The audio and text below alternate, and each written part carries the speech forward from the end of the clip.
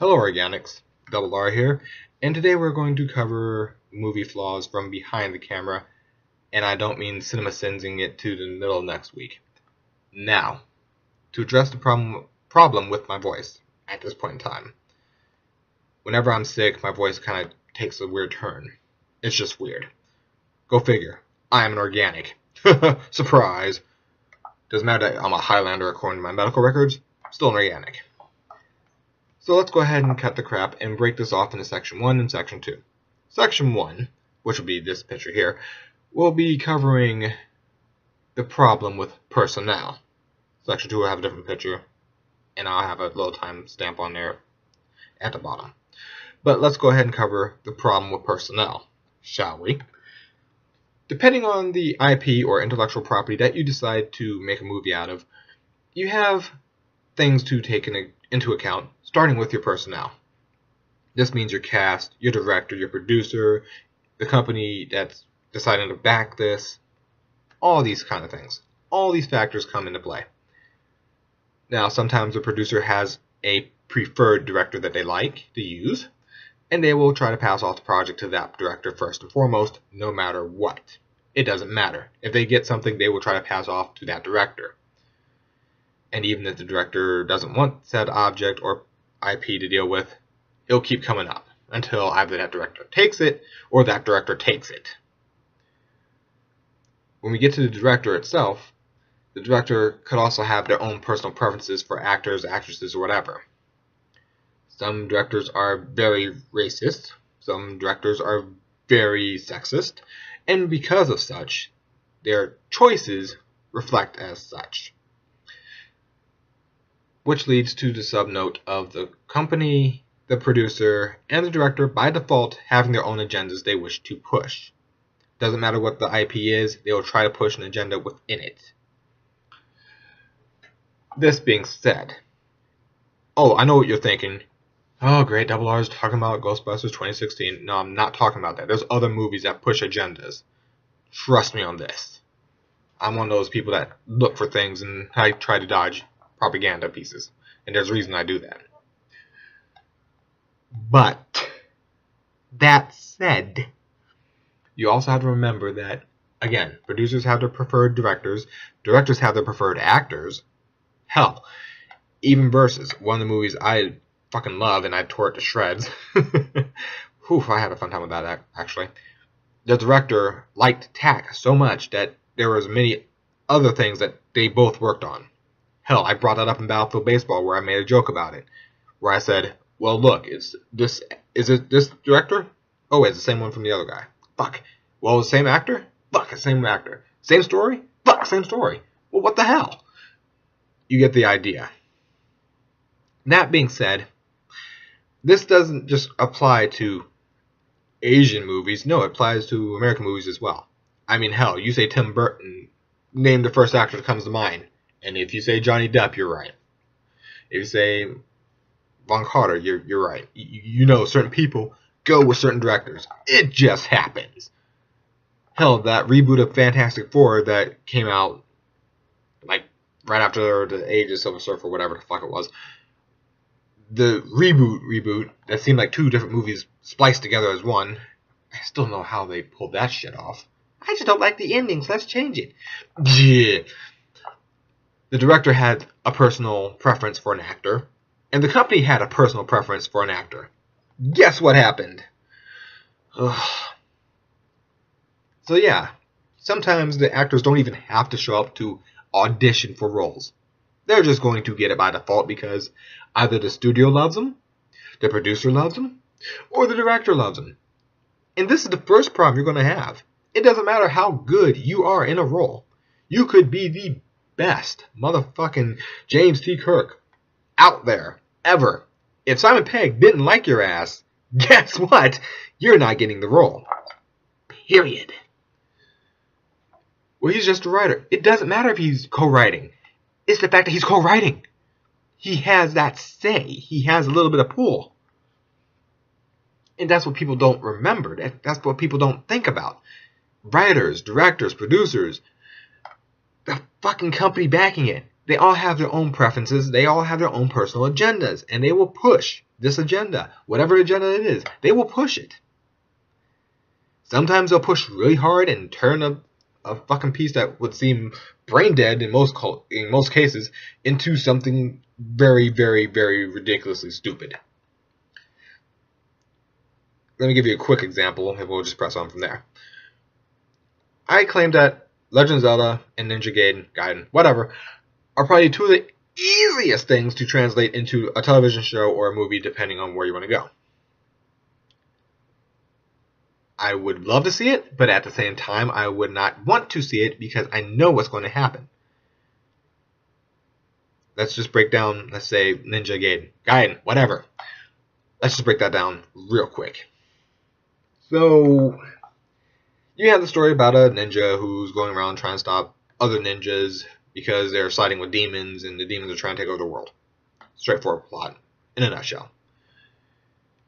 You give it to, say, you give it to a company, and then the writer comes up and he's like, I have never played this Ninja Gaiden, whatever. I've never played it. I don't know what it's about. So we're going to have the guy Ryu here, who should be a ninja, be stealthy as all fuck, getting into a corporation building to get information, and we're going to have him captured with a Scooby-Doo device. Oh wait, that's DOA. Huh. Wow. I literally walked myself into that one. Some days. This is what happens when you're not at 100%. You walk yourself into things like this. Well, since we are going to go ahead and take DOA, because why the fuck not? We're already here. Wow, brain, I hate you today. Let's go with basic characterization. Some of the actors and actresses in the movie did fine. Considering all things, they did fine. Hell, even Spoonie pointed out that most people who know of DOA don't even know the story of DOA because guess what? DOA is known for tits and ass. It's TNA wrestling as opposed to Street Fighter, which is a WWE. That's how it's broken down. Good way to look at it. If you're a wrestling fan, I just made perfect sense. If you're not a wrestling fan, I'm sorry. I made probably no sense. Again, I kind of do that. Again, this is how my brain works. I go everywhere. Anyway, back to point. The story, very straightforward from DOA 1, which did not really have much of an issue with Ayane, but whatever. I'm getting to the point here. The main problem in DOA 1 was Hayate was taken. Kasumi left her clan to find Hayate. Shit got real. In so many words, that's the gist of it. And on a basic story level, that covered it. But guess what? We have preferences for Devin Aoki. Okay. I don't multi-language very well. And we have certain other big name, big listers who pop up in this movie who look kinda like they could pass for these characters, and some of them look like they cannot pass for these characters. But again, that's how it worked. Again, you have to deal with producers, the companies, the directors. They all have their own personal preferences for people. And bada boom, bada bing, here we are with DOA. But that's my point. When you get to the personnel side, you have this problem. You also have other problems to take into account for the actors themselves. Their personal lives are going to be put on hold to a degree. Now, some of them may have issues with makeup. If you use the wrong base, they could get sick, they can have an allergical reaction, and then you're going to have to change the script to accommodate the person's reaction to the makeup to minimize their time in said makeup. Fine. It happens. Even though it changes the whole character arc itself, but whatever.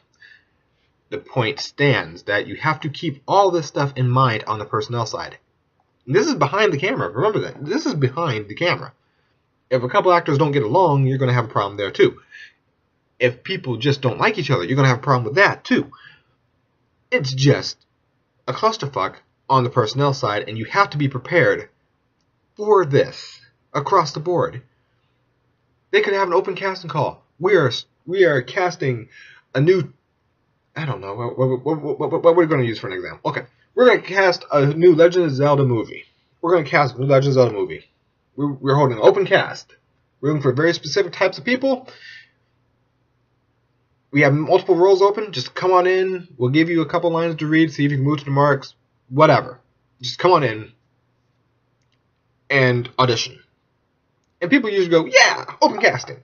I'm in there. And you go in there and you're going for any role you can get, depending on who you are. Some people are just that high strung and they know I want this role of Link. Okay. And they go in there and they do their lines, they do the marks, and they do everything perfect. Like, spot on. This motherfucker right here is Link, and that girl right there, like, perfect for Zelda. Perfect. 100%. Great. Oh, wait, Tim Burton's the one directing.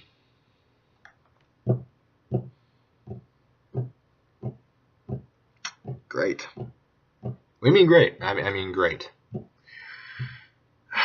So, Mr. Burton, where do you want to put Johnny Depp this time? I mean, that's literally what producers think about half the time. They have to keep in mind, if I get a certain director, I have to be prepared to accept a battle for certain roles. I have to get ready for this. I have to hunker down and be ready. Directors are the same way. I don't want to be picked up by this producer or go work with this company unless I get my boy in here. Unless I get my favorite chica in here. And then we can talk. And then we can discuss and have a debate about this. And then we can work on whatever. Just think about that for a minute. You could do exceptionally well. You could go out for Rosella and hit every mark, say the lines perfectly, have a great accent that they love, and all of a sudden you have Mr. Anderson. Mr. Anderson. Who sits there and goes, that's all fine and good. But we're going to center this story of Legend of Zelda around Sheik. And I want Mila Jovovich to fill the role of that, so sorry, the role's already taken for Zelda. But you did good. And that's the end of that. Done. Didn't matter how good you were, how perfect you were. When it comes to preferences, the director has the final say, usually, and they are going to do what they want to do. Unless, of course, the company goes, no, fuck that, I want this person. And then they have a whole long, drawn-out discussion. But with that said about the allergies, the scheduling, and all this happy stuff for the personnel, we now move into the next problem, which is the other half of the major issues in movies, and that is the script writing. When it comes down to scripts, we have a few flaws. The first flaw we majorly have to deal with is the most common flaw in regards to already established intellectual properties or IPs. And this flaw is lack of understanding of said IP. That's a basic thing. This happens more often than not, and it usually occurs when people want to make some sort of sequel, reboot, or whatever, and they forego anything of the original source, and they base it off of either a prior movie that came out, a fan fiction that they read, or just what they conjured up in their head for what they thought about. They saw the movie, had a mental fanfic of what could be, and there you go, you got the new movie. Again, this usually happens with remakes. Remakes usually come around, they drop the rating down a little bit to make it more kid-friendly, and they change a lot of things about it. Just so you can pander, that's right, pander, I'm saying pander, to more people to try and get more money. But again, you can't really blame the companies, that's how they work, they're companies, for fuck's sake. That's their literal job, they want to make money, that's it. But with that said, this causes the first problem, and that is not understanding the source material. In fact, in the original X-Men movie, if I remember correctly, the director pretty much told people, don't pick up a comic, don't read it, I got y'all, pretty much. I got your back, just go with the script, don't read a comic. Doesn't matter what the writer said or anything else. No, the director superseded all that. He's like, no, you don't, no. So if you didn't know anything about the characters, you're pretty much going in blind as an actor. You're just going in and going, okay, whatever the script says, I go with. Now, that's a problem. Because then you come back and you're pretty much spitting in the face of the fan base. Because since you don't understand it, you want everyone to just take your version of it. And that's not a way to do things.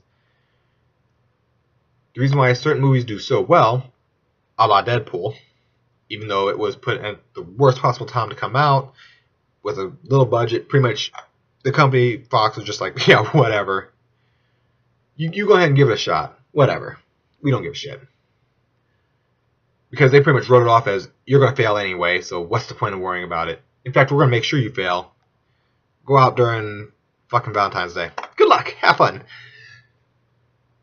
But because Ryan Reynolds was so behind it, he pushed and he adjusted. The directors pushed and adjusted. They made commercials. They made advertisements. They made sure to push the Deadpool movie in a way that they could make money. And they did. And they did good. And they did well. And Fox probably sat there and went, what the fuck? How did this happen? How did it become a success when we set it up to fail? What the fuck?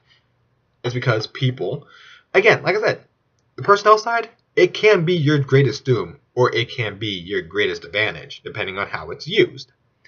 Again, Ryan Reynolds did a great job. The director did a great job. Everyone did a great job in trying to ensure that Deadpool went well. But that said, they also understood the source material a little bit better, which also gave it a little bit more credibility, and people went along with it a little bit more. Because again, when you understand the source material, you're not insulting the fan base, and people who are new to Deadpool came in going, okay, I can see where this is going.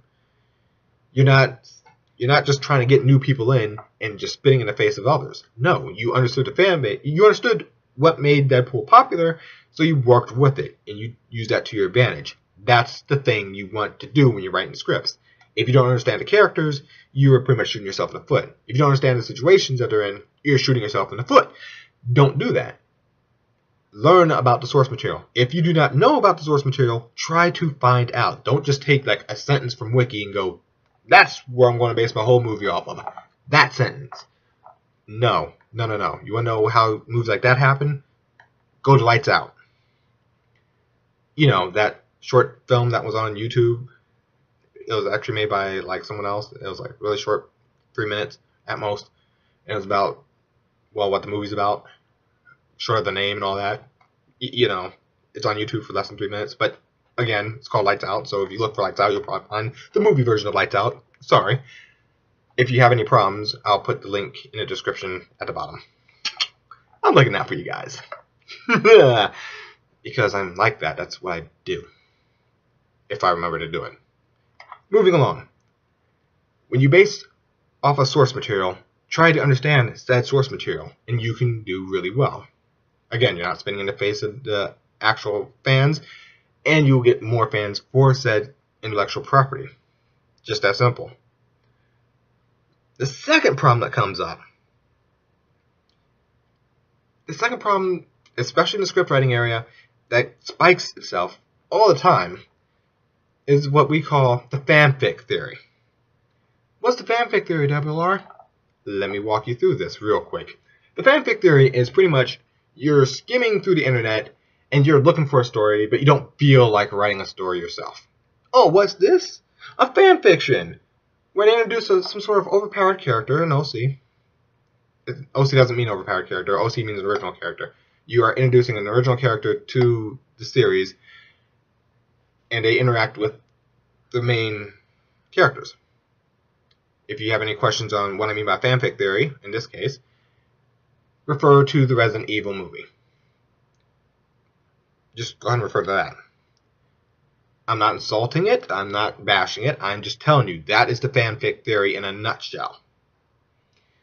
You literally added an original character named Alice, who becomes pretty much the most overpowered character in the series, and she's the one that everyone's supposed to get behind, and she's the one that interacts with other characters of the series. Jill, Chris, etc. She is the OC of a fanfic. That is how it's portrayed. Hate to be the bearer of bad news. That's pretty much how fanfics work. Now, of course, other people joke, to be a fanfic, you have to actually be a fan of the thing. But you see where I'm going with this. This is problem number 2 with script writing. Some people just go, well, if I write a script from scratch, or I just skim the internet to find something I like to read about said thing, then in both cases it's a fanfic, because you're not taking the source material, well, fully seriously. You're just putting names with people, and you're just trying to roll with that. Where even in fan fictions, they try to keep the character premise steady. This is a major problem because, like I said, Resident Evil is your big example for this. It's there. It's plain as day. For those of you who don't understand fan fiction, let's do it this way. Look up Resident Evil. Let's go Resident Evil 2. Look up the movie Resident Evil 2 and watch that. Now, after you're done with that, go ahead and play or watch a walkthrough of Resident Evil 3 Nemesis. Just watch that. Watch that Let's Play or play through it.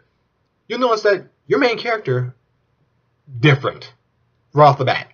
Main character, different. It's not Alice being supported by Jill. No, there is no Alice in the game. There is no fucking Alice. There is no Alice. Alice is an original character added into the lore. Ergo, it's a fanfiction. Okay? We working with this? I know it's not the exact definition of fanfic, but just work with me. It goes with the example. Double, are you pushing a narrative? Not exactly. Because most fanfictions follow this theory. They all go with adding an original character and making the original character interact with the other characters, and of course the original character is now the new main character. You follow? You following? Great. I hope you are. And if you're not, I'm sorry. But that's the problem with script writing number 2. It becomes a fanfic. It's just a fanfic. I'm not saying go from a story and go beat by beat. But when you interject other people into it to slightly change the outcome of it, then there's a problem. It's fanfic at that point. The third problem with script writing is the one I brought up initially in my first time going around dealing with movies. And that is taking an old script that either did really well or did really poorly, scratching off names, and writing the new names of characters in there. And then passing that script off as a new and inventive script. I'm looking at you, Street Fighter, Legend of Chun-Li. I'm also looking at you, Resident Evil 3, Mad Max Edition, Road Warrior. You see how this happens? You take an old script, you change names, and you go, boom, that's what we're doing. Done. I don't have to write anything. I just write names. That's it. Cross off this name, cross off Max, put Alice.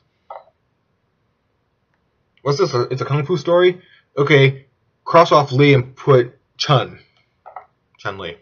Bruce Lee. Fucking Lee's, man. Lee. That's a character too, now that I think about it. Oh my lord, I cannot win with the name Lee. I don't do Asian names well. The point stands that you cross off names and you interject other names, yet the story stays the same. It happens a lot. Not just from reboot standards or anything like that. No, it happens across the board. Like I said, Mad Max, Fury Road, that's one thing. Then you turn around and you go, Resident Evil is Mad Max, Road Warrior. How? Why? If I want to watch Mad Max, I'd watch Mad Max. I don't need Alice to be Max. That's what Mad Max is for. I don't need the help of a Jean Grey being Mad Max. I don't need that. I can watch Mad Max. I can just go watch the freaking Mad Max. I don't need Jean Grey being here. Yeah, come on, man. Don't do that. If you're going to make an original story, make an original story. Don't fucking take a script that's already had success and or a failure and just change names. But people do it all the time, and you see it in stories all the time. But that's the third major problem. So the first problem with script writing, you don't understand the source, which makes it look horrible. Second problem that comes up, you decide, hey, you know what? I don't have to understand the source. I can just get a fan fiction and put that on the screen because fuck you, I can. And third problem that can come up, just take an old script, scratching out names and put new ones in there. Stop that. Stop all that shit. Again, you can even say, well, Deadpool was technically a fanfic. Okay, technically a fanfic. Fine, but you know what they did? They all backed it. They all went with it. They all pushed for it. They all made sure that they adjusted when things fell through. What's that? We don't have funding to actually give him guns? Let's write in reasons why guns aren't here. Like he forgot them in a cab. It would fit Deadpool, but it also fits the story, and we don't have to worry about the budget. Bada boom, bada bing.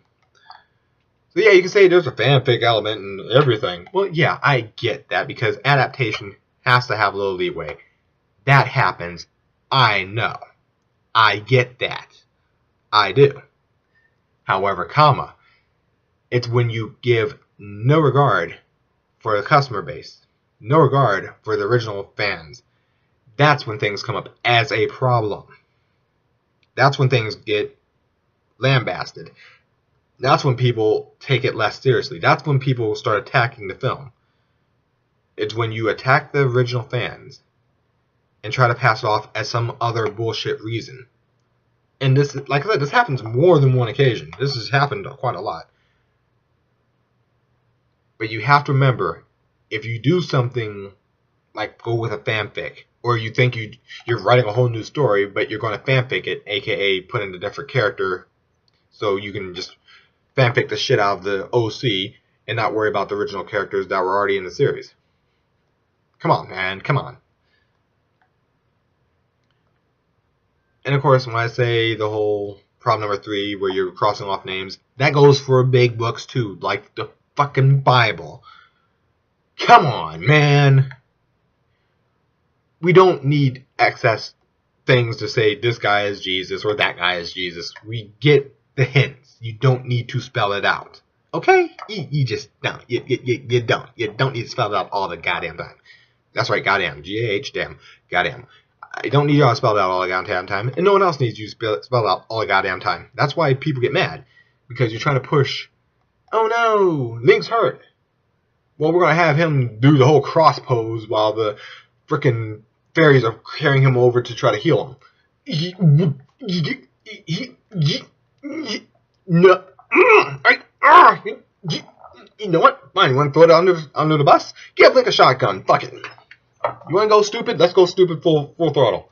Let's go full retard, because that's what y'all are trying to do. You see what I'm saying? When you do certain things, people just, boom, they switch. They turn on you. Okay? So with these 3 problems of the scripts and the other problems with the personnel, you have to keep all this in mind. And this is just problems behind the camera. This isn't even to deal with sets or effects or makeups or anything like that. This is just the basic personnel and the basic script problems. That's it. That's the whole problem with these 2 things. Wow, just that. You gotta consider this as part of the problem for why some movies do really horribly, while other movies do really well. Because again, personnel and scripts. If you can get these things to line up great, it all goes well and it goes great. It goes wonderfully. But when you try to shoehorn things in, or turn people from special to super special, then it starts grating on people. You know what I mean? Kind of like my videos grate on people. They're just so long to war. Yeah, but my points stand. That's the whole problem with my videos. My points stand. And in most cases, the first 10 minutes of any of my videos, you can get the point across. Here, it takes a little bit longer because I need people to understand these points. Now that I've covered all of that, and all these points have been hit, next time you watch a movie, you have to keep in mind all these factors come up. All of them. And in fact, for shits and giggles, you can write down the list for how the scripts go down, and then start watching movies and see which type of script it is. If it's an original script, great, just mark it off as an original script. That's great. That's number 4. That's by itself. Item 4, original script. That's wonderful. That's great. Have at. But once it's an intellectual property that is established, game, comic, whatever, once that happens, number 4 is gone. Number 4 is gone. Because they're not going to try to tell an original story. They're going to tell you a story that's already been done, and they're going to tweak it. So be prepared. Alright? This is Double R. Hope y'all had fun, and I'm out.